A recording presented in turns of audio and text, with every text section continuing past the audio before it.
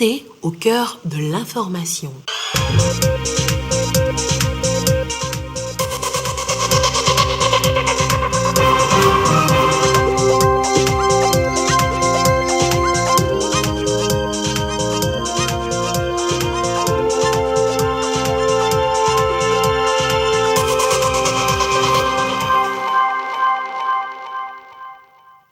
Bonsoir à tous, merci de votre attention. Dans l'actualité ce soir, l'école togolaise en passe de combler ses manques. L'UNESCO et l'AFD sont prêtes à aider. Le gouvernement, de son côté, lance une vaste opération équipement tous azimuts. Économie, inclusion, équité, mention bien pour les politiques publiques menées par le gouvernement. La Banque mondiale salue les efforts entrepris ici et là dans différents secteurs. Les précisions tout à l'heure pour cette édition.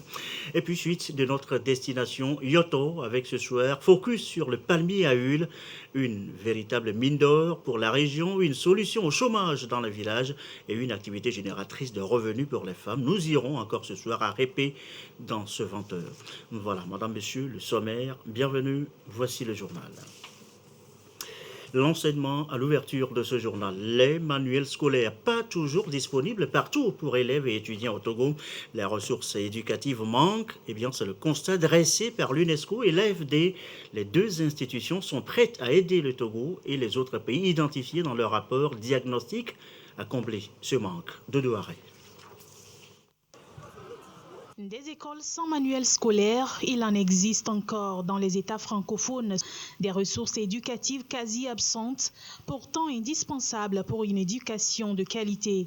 Un diagnostic de la chaîne de production et de diffusion s'est imposé. Les résultats en disent long sur le déficit des supports pédagogiques et didactiques, surtout au cycle primaire et secondaire. Que ce soit les manuels didactiques et pédagogiques physiques comme les livres, que ce soit les supports électroniques, les supports digitaux qui sont mis sur les plateformes. D'une façon générale, aujourd'hui, quand vous prenez même les ratios élèves manuels scolaires dans les disciplines fondamentales comme la lecture et le calcul ou les mathématiques, vous verrez que vraiment on est très en deçà des ratios qui sont prescrits. Particulièrement au Togo, les ressources éducatives sont, on va dire, pour la plupart en format traditionnel, c'est-à-dire papier, et en nombre insuffisant. Aujourd'hui, nous pouvons dire qu'il y a du travail à faire. C'est même pour ça que cet atelier diagnostic est fait pour pouvoir avoir la situation réelle et avoir les orientations qu'il faut pour la production. Le déficit est aussi lié à la qualité du matériel pédagogique et didactique, parfois même inadapté à l'enseignement et à l'apprentissage. Le projet ressources éducatives devrait changer la donne et ce rapport d'analyse diagnostique ouvre la voie aux stratégies à mettre en œuvre. Des recommandations claires seront faites et les recommandations seront priorisées par les 16 États qui participent à cette phase pilote. Et donc, seront reversées dans les politiques éducatives et des solutions idoines seront trouvées en concertation avec les États membres. Le Togo fait partie des 3 pays pilotes du projet. Il compte renforcer sa politique de production et de diffusion des ressources éducatives pour l'adapter aux défis de l'heure. Et c'est aussi un manque. Vous le savez, certains parents ont dû faire fabriquer des tables-bancs à leurs enfants à la rentrée scolaire. Aujourd'hui, le gouvernement reprend totalement les choses en main. 20 000 tables-bancs sont actuellement dispatchés aux établissements scolaires à travers le pays. Image ce soir des régions centrales et savanes avec nos reporters sur place, Désiré Aloy, Gérald Agoujou. Des tables-bancs flambant neufs 2000, dont du chef de l'État au travers du ministère de l'enseignement primaire, secondaire, technique et de l'artisanat pour combler le déficit dans un contexte lié au Covid-19. L'année passée, c'était 2500. Au total, en moins de 2 ans, on a 4500 tables-bancs. Il fait pour l'éducation dans ce pays. Des instructions seront données aux chefs d'inspection et au chef d'établissement de faire bon usage. La dotation est un soulagement. Le chef de l'État accorde une attention particulière au secteur de l'enseignement qui forme la relève de demain. Je tiens à préciser que ces 2000 tables-bancs sont un don de Monsieur le Président de la République. Toute notre reconnaissance, notre profonde gratitude pour tous les efforts consentis afin de permettre aux établissements scolaires des 5 préfectures de la région centrale de pouvoir travailler dans de très bonnes conditions.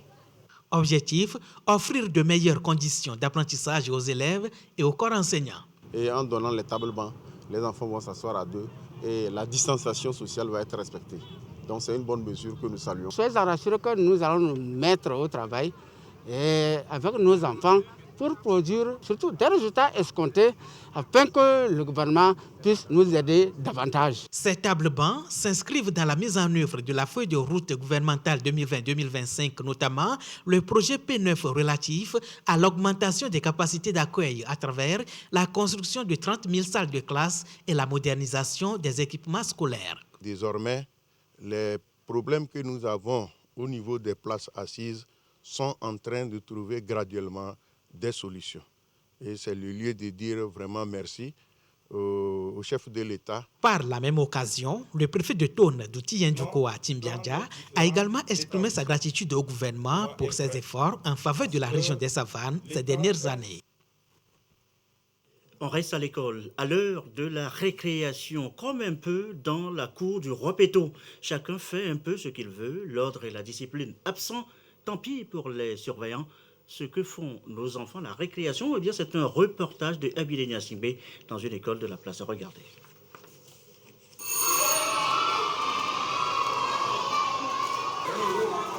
On fait la récréation. Il est temps d'aller déjeuner. Peu à peu, la cour se remplit. Direction la cantine pour avoir son ticket d'entrée, ce rituel.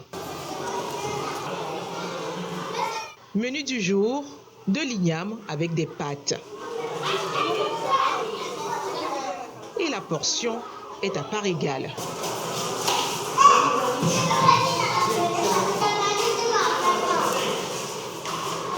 Pour le manger, on le varie par jour. C'est la même chose, égale. C'est la même chose. Mais il y en a d'autres qui reviennent pour prendre le sucré. Ici, pas de commodité pour s'installer. Les clients sont plutôt dirigés ailleurs. À chacun son assiette. Pour Angelo et Déborah, ça ne sera pas le plat du jour de Dame Dédé, mais de la gamelle amenée de la maison. C'est maman qui m'a fait à manger. J'ai dans mon panier du couscous. Si certains associent la danse au déjeuner, d'autres préfèrent tirer une pipette. Ça se négocie d'abord. D'autres encore préfèrent jouer avec leur panier, pas trop rassurant. Si l'ambiance va bon train, l'organisation par contre n'est pas chose aisée. La sortie de la récréation, ce n'est pas une tâche un peu facile parce que c'est difficile. Il faut réglementer tout ça, du CP jusqu'au CM. Et ça demande aussi de l'énergie et du temps. Avant la récréation, on installe des mesures, de l'eau et du savon. On a des lavabos et autres. Et on dispose les élèves en rang pour les suivre, chacun avec son élève, à suivre, à laver bien les mains. Une double sonnerie qui marque la fin de cette récréation très brûlante. Et voilà, enfin, nous étions tous pareils. Il est 20h10. Notre deuxième titre ce soir, l'économie, l'inclusion, l'équité, bref, les politiques publiques. Mention bien pour notre pays, il y a du progrès. C'est ce que dit en substance le rapport 2021 de la Banque mondiale qui salue les efforts entrepris ici et là par le gouvernement. Les précisions, Joseph Amégan. Dans son rapport 2021 sur l'évaluation des politiques et institutions nationales pour l'Afrique, CPIA 2021, la Banque mondiale confirme une nouvelle fois la bonne performance du Togo sur les questions de gestion économique, du secteur public et des institutions, ainsi que celles des politiques structurelles d'inclusion sociale et d'équité. Selon les statistiques de l'institution de Bretton Woods, parmi les 4 pays non fragiles ayant connu une évolution positive, éducative en matière de qualité de politique publique et d'institutions nationales en 2020, seul le Togo a pu opérer une avancée significative par rapport à son score de 3,3 en 2019. Une note au-dessus de la moyenne des pays de la région ouest africaine et de la moyenne globale de 39 pays de l'Afrique subsaharienne, fixée par l'Association internationale de développement de la Banque mondiale IDA. Le Togo a continué d'afficher une bonne performance globale sur le CPIA avec une augmentation de 0,2 points de son score global à 3,5 points. Le Togo s'est surtout montré performant dans l'évaluation des politiques sociales avec un score de 3,7 en matière d'inclusion financière et une note de 3,5 sur les questions liées à l'égalité et l'équité genre. La moyenne indiquée par l'Association internationale de développement IDA pour ces deux secteurs sociaux étant de 3,3. Des progrès satisfaisants ont été également réalisés dans la gestion économique du pays avec une note de 3,7 largement supérieure à la moyenne IDA fixée à 3,2. Par ailleurs, le résultat global du Togo se justifie par la qualité des politiques structurelles. En la matière, le pays a obtenu un score de 3,3 contre une moyenne de l'Afrique de l'Ouest et centrale de 3,2 et une moyenne IDA de 3,2. Toutes ces performances ne sont que le fruit de la pertinence des résultats tangibles de la mise en œuvre de la feuille de route gouvernementale 2020-2025, malgré le contexte marqué par la crise sanitaire liée au Covid-19. À l'étranger, Bruxelles concentre les attentions ce jeudi. La capitale belge accueille, vous le savez, le 6e sommet Europe-Afrique. Sécurité, santé, stabilité sont les 3 défis auxquels les deux continents veulent s'attaquer pour, je cite, changer la donne dans leurs relations. Plusieurs chefs d'État africains ont été accueillis mercredi à l'Élysée par le président français Macky Sall, Patrice Talon ou encore le général Mahamat du Tchad. Parmi les absents de la sous-région sahélienne, le colonel Assimi Goïta du Mali et le lieutenant-colonel Paul-Henri Sandaogo Damiba du Burkina Faso. Cette rencontre s'est tenue à la veille de l'ouverture du sommet UA-UE de Bruxelles, qui devrait redéfinir la nouvelle forme de coopération économique entre le continent et l'Europe, alors que le vieux continent est aujourd'hui dévancé par des puissances émergentes. Dans le même temps, une autre question sera à l'ordre du jour, celle du retrait de Barkhane et de Takuba du Mali.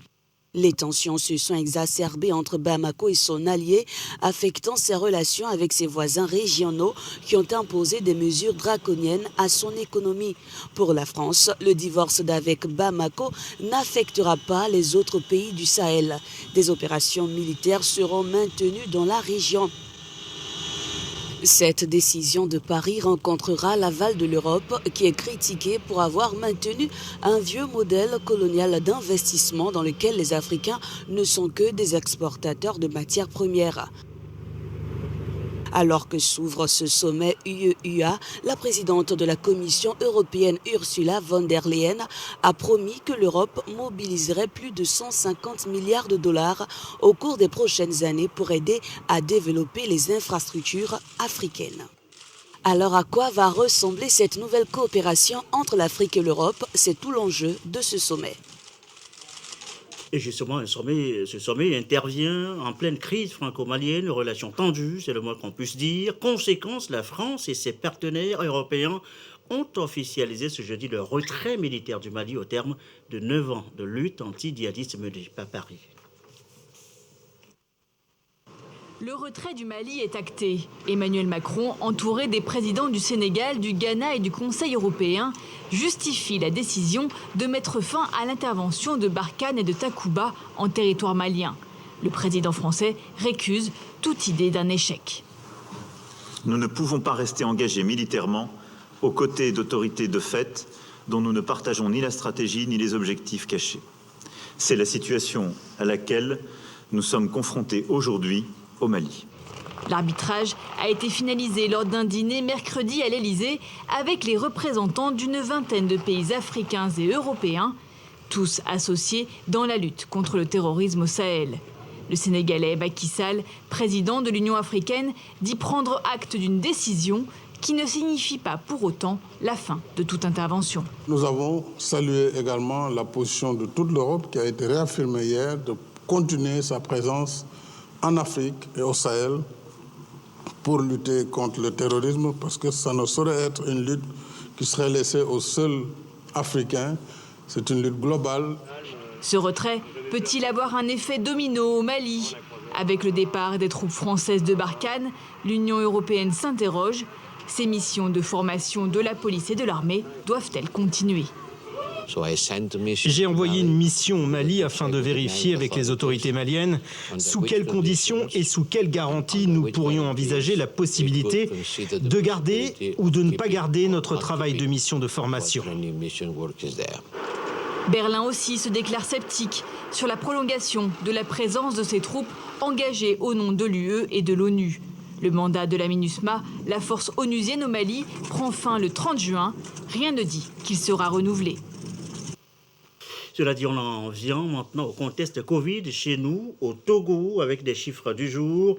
Ce jeudi 17 février 2021, le nombre de cas confirmés est de 36 710, avec 6 nouveaux cas depuis hier. Le nombre de personnes guéries est de 36 264, avec 202 nouveaux guéris depuis hier. Le nombre de cas actifs est de 175 et le nombre de décès est de 271, communiqué chiffre rendu public par le ministre en charge de la Santé, professeur Moustapha Midiawa. Nous sommes chez nous, nous y restons. On évoque d'abord, dans le reste de l'actualité, le patriotisme, sujet de campagne à l'université de Kara. Quel message essentiel aux étudiants pour faire d'eux, demain, des citoyens modèles. Le compte rendu, Nestor Mojou et notre bureau à Kara.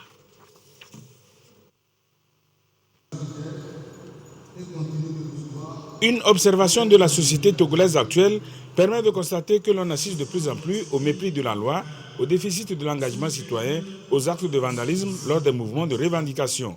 L'insécurité grandissante dans la sous-région ouest-africaine vient empirer la situation.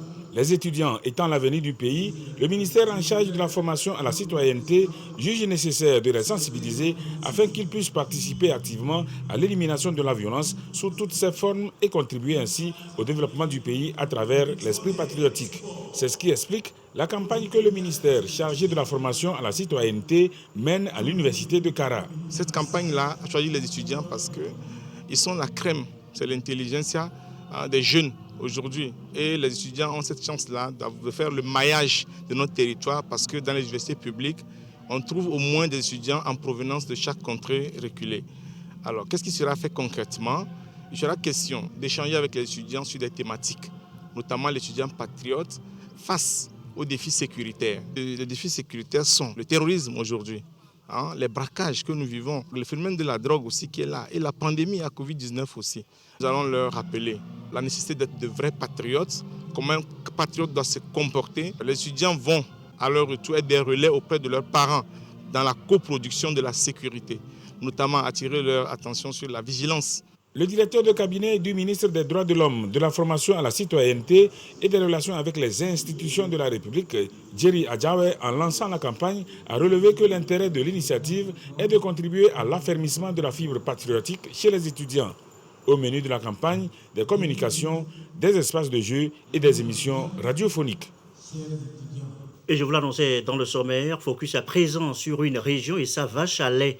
Le palmier à huile occupe la population de Yoto et nourrit ses enfants en tout, du vent de palme d'Era aux noix de palmiste Népi. Eh bien, il y a de quoi se nourrir et se faire de l'argent. Yoto et son palmier à huile, eh bien, c'est le dossier de cette édition. Il est signé Marie-Ange Bida avec les images de Dubien Akoué. Première impression du voyageur à son arrivée à Arépé. C'est un village calme. Un calme qui contraste avec les incessants va-et-vient des populations, plutôt très actives. La plupart occupées à travailler le palmier à huile. Huile rouge, huile palmiste, du vin de palme au sorabi, qui est bien sûr l'alcool local, du pelébé au coupeau combustible. La liste, elle est bien longue. Je vous emmène à la fabrication des produits dérivés du palmier à huile qui fait le bonheur des populations de Yoto. Le quotidien de Francis, extraire chaque jour à l'aube du vin de palme. Il est malafoutier. Ici, on a abattu 150 palmiers.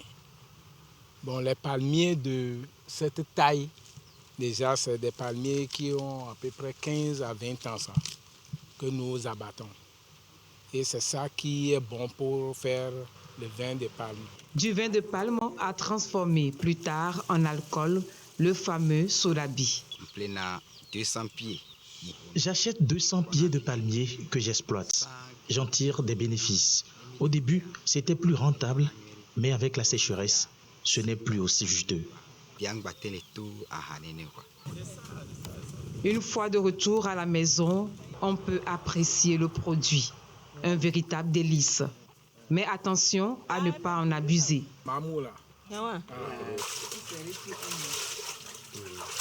De son côté, Daabla profite bien, elle aussi, du palmier à huile. Transformatrice de noix de palme, elle produit chaque jour d'importantes quantités d'huile rouge. Cette marmite peut contenir 10 bols de noix de palme. Je peux préparer 30 bols par jour avant d'extraire l'huile. Pendant la cuisson, on essore l'huile de temps en temps. L'eau recueillie sert à arroser le pelébé. Pas le temps de finir que déjà de nouvelles livraisons arrivent. Marché vite conclu. Dans presque toutes les maisons à Répé, l'activité principale reste la production de l'huile rouge. À Répé, notre huile est de meilleure qualité. D'ici juillet, l'huile est moins chère. Après cette période, elle devient plus chère. Tout ou presque du palmier à huile est valorisé. Le cas par exemple du pelébé, ces fibres qui nous servent de combustible en cuisine. Le cas encore pour les graines de palme à usage multiple. J'achète les noix, je les décortique et les vends au kilo. Les acheteurs l'utilisent pour fabriquer le savon et plein d'autres produits. Clé, panier, balai. Autant de dérivés qui font du palmier à huile une inestimable mine d'or. Dans le Yoto, les populations en profitent de génération en génération. Marie-Ange Bida, du bien accueilli, merci. Dans le reste de l'actualité du cinéma, mais pas à l'écran, plutôt à l'étape de projet avec le Fonds national de soutien à l'industrie cinématographique et audiovisuelle. Projet en discussion ce jeudi par les acteurs. Les précisions à Bozadaja avec Ulrich Chamega. Bientôt 6 mois, le gouvernement a mis en place le Fonds national de soutien au cinéma. Objectif, donner plus de moyens au 7e art togolais. Ces 2 jours, ce sont des ateliers. On va mettre en place des commissions pour discuter de la forme juridique, discuter des bénéficiaires. Nous parlons aujourd'hui d'industrie culturelle. Il ne s'agit plus aujourd'hui de cinéma pour distraire. Vraiment, ça va distraire, mais le but, c'est de pouvoir en tirer des bénéfices importants. Pour faire des films compétitifs et de qualité, il faut de l'argent. Le cinéma demande de l'argent, beaucoup d'argent, et rapporte aussi beaucoup d'argent. De ces assises, gouvernement et acteurs devront s'accorder sur les priorités pour faire tourner le moteur du cinéma togolais. Dans la perspective d'assurer une meilleure protection et garantir un accompagnement permanent aux cinéastes en leur offrant un cadre propice à la création des œuvres de l'esprit qui leur permet de vivre dignement de leurs activités. L'engagement du gouvernement est bien entendu de faire de la culture un levier de création de richesses, d'emploi et de croissance économique grâce à l'émergence des industries créatives avec, in fine, la professionnalisation et l'essor du cinéma et de l'image animée togolais. Attendu de ce fonds, du matériel, des infrastructures et du financement. L'industrie du cinéma togolais doit amorcer son émergence. Allez, à nos balais maintenant, on fait un peu le ménage, comme à l'ANASAP. L'agence a d'ailleurs, dans nos villes et quartiers, a d'ailleurs motivé ceux qui sont à la tâche. Et vous allez le voir dans ce sujet de Solange Amandé et de Sandra Diaby. Garder son ménage, son quartier immédiat toujours propre, beaucoup vont sur l'effort. Aujourd'hui, c'est Germaine et Max qui sont primés pour la cause. Chaque matin, au réveil, d'abord je balaye ma chambre. Après, c'est la cour. Et bien sûr, il faut la toilette aussi. Donc, dans la toilette, il faut toujours arranger avec les matériels hygiéniques. Donc, c'est ce qui se fait. Et puis, à travers ça, les cohabitants essaient de voir tout ce que je fais. Ils m'ont imité. Partenaire de la NASAP dans cette démarche de bonne pratique en matière d'hygiène, Coris Bank apporte son argent. L'initiative que la NASAP a commencée depuis un certain temps est une initiative louable. Et donc c'est tout naturellement que Coris Bank a voulu justement, dans le cadre de la responsabilité sociétale de l'entreprise, appuyer la NASAP dans le cadre justement de ce concours. Au-delà d'inciter les ménages à rester sur la propreté, la NASAP privilégie aussi la sensibilisation. Dans le cadre de sensibiliser nos populations à adopter des pratiques d'hygiène, que la NASAP a initié ce projet. Et il s'agit aujourd'hui de la 9e et la 10e édition de remise de ces prix à des lauréats. Nous appelons tous les partenaires, toute la population à nous accompagner afin de nous permettre de faire perdurer ce projet. À ce jour, 5 ménages à Lomé, 3 dans la commune Kosa 1 sont déjà récompensés par ce concours ménage de la semaine. Et ça fait des émules. Un mot de sport, du football, pour refermer cette édition du football féminin avec la belle prestation des éperviers dames ce soir au stade de Kégué. Victoire 2-1 sur les Panthères du Gabon. 29e minute, ouverture du score par les Togolaises, rejoint à la 59e minute par les visiteuses.